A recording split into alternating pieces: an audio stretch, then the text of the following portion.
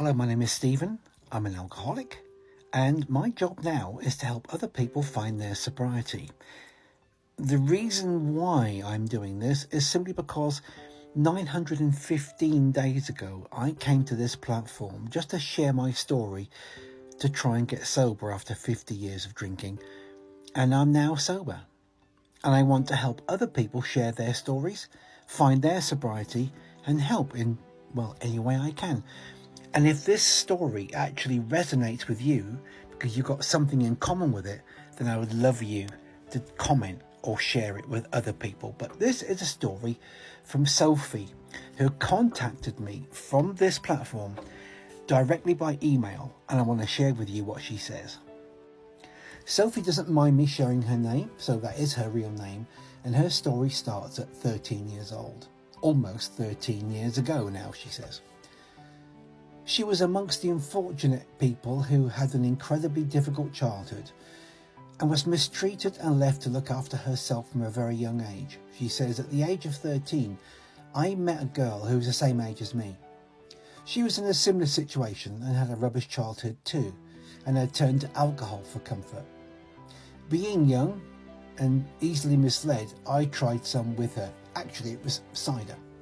It took the edge off, and I felt free, and we grew closer together as friends. At the same time, our need for alcohol took over.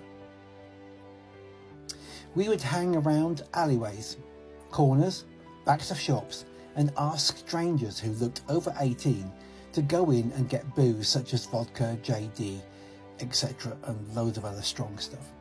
We stayed out most nights until the early hours, drinking mixtures of this horrible stuff until we became totally reliant on being drunk to cope with an ordinary life. I feel for you because I've been there. One Halloween night we went out, planning on drinking like a regular night, until we met these friends, she says, who encouraged my friend to take a line of coke. I was so drunk I would have done anything, literally. That night I fell badly and smashed my jaw on a park bench, breaking my jawbone into 2 pieces, and I remember nothing of that night or the following days, other than I was hospitalised and went through extensive surgery to fix my jaw. But that didn't stop me.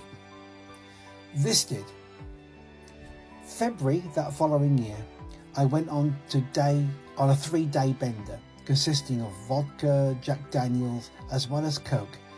And being genuinely honest, night 3, my friend who was previously mentioned got very, very drunk like me. She began to do things like dodge cars, and the more I pulled her away, or tried to in my drunken state, she says, the worse she got. She was totally and utterly intoxicated, and to this day I'm convinced she just lost control. Despite being high and intoxicated myself, I remember what I'm about to say. So clearly.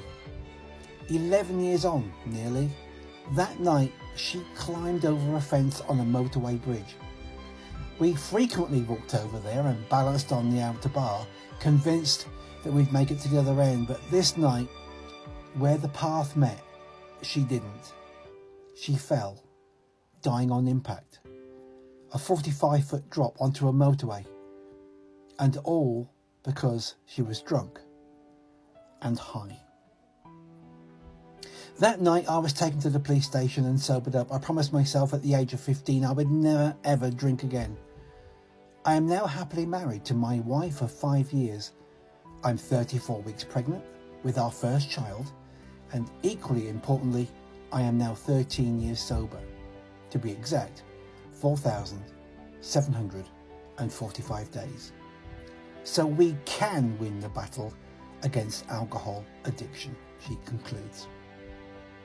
If there's anything in there at all that resonates with you or makes you sit up and prick your ears and you want to try and find your sobriety, I did it after 50 years. Nothing like the experiences that Sophie has had. I just took an ordinary tapering method. After trying everything else for 30 years, nothing worked for me. But I took this ordinary tapering method and I tweaked it, and I put 3 more disciplines into it, and I shared it here on TikTok. Day 1, no drink, and now day 915, still sober. And I've left a link there for it. And thank you, Sophie, for sharing your lovely story, although it had a sad beginning.